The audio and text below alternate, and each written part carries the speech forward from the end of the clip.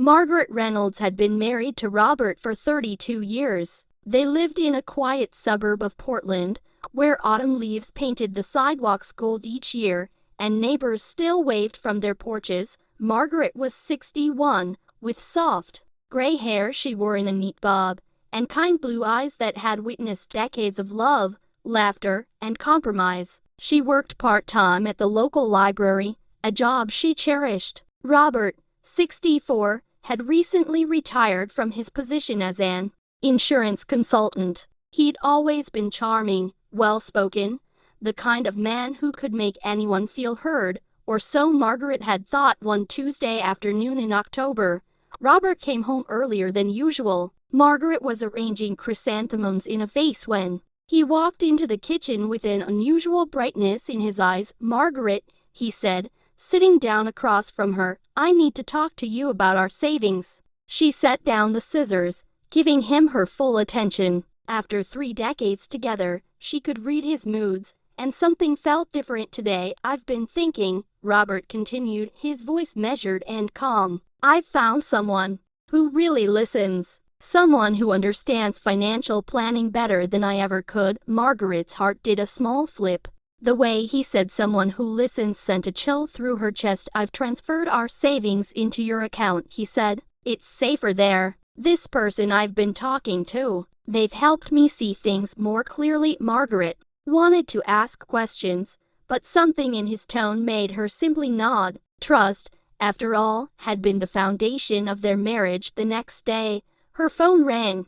An unknown number. "Hello," Margaret answered, her voice tentative. "Mrs. Reynolds?" A woman's voice, younger, uncertain. "I'm so sorry. I think I may have called you by mistake. Your husband gave me this number, but..." Margaret's blood turned cold. "Who is this?" There was a long pause. "My name is Jennifer. Jennifer Chen. I've been seeing your husband. I didn't know he was married. He told me he was divorced." The kitchen seemed to tilt. Margaret gripped the counter. "He said he'd transferred money to my account for our future together," Jennifer continued, her voice breaking. "But when I checked, nothing came through. Instead, I accidentally called this number he'd saved in my phone as emergency contact." "Mrs. Reynolds, I am so sorry. I had no idea." Margaret stood frozen, processing the betrayal. 32 years. 32 years of cooking his favorite meals,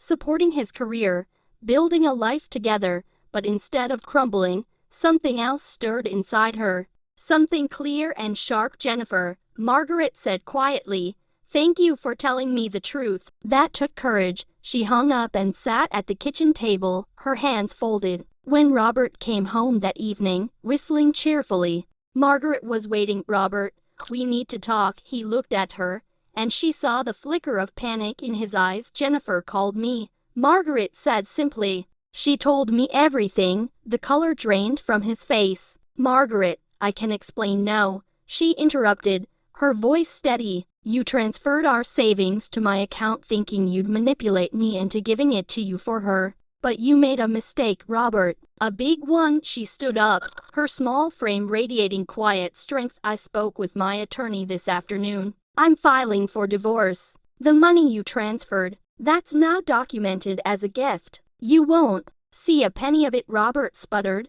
tried to argue, but Margaret raised her hand. "I also called Jennifer back. I told her the truth about you, about us, about your lies. She's a kind young woman who deserves better. We actually talked for over an hour. She's going through a difficult time, and I may have made a new friend out of this mess." Over the following weeks, Margaret's life transformed. She hired a divorce attorney who ensured she received her fair share plus the gift Robert had foolishly transferred. The settlement was generous, but the real change was deeper. Margaret reconnected with old friends she'd neglected, joined a book club, and even started volunteering at a women's shelter, helping others rebuild their lives after betrayal. Jennifer, the younger woman, did indeed become a friend. She was 42, a graphic designer who'd been lonely after her own divorce. She genuinely believed Robert's lies. The two women met for coffee regularly,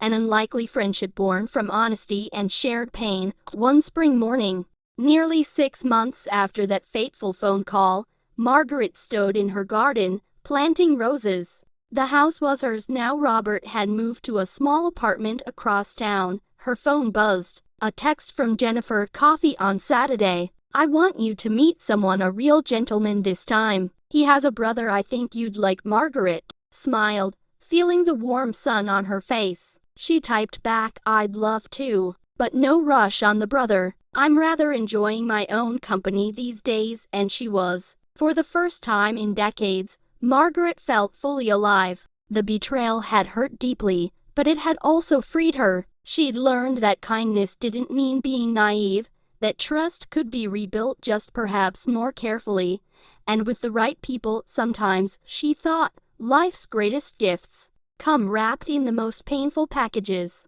The trick is having the courage to open them anyway, and the wisdom to see what's truly valuable inside. Margaret Reynolds was 61 years old, and her life was just beginning.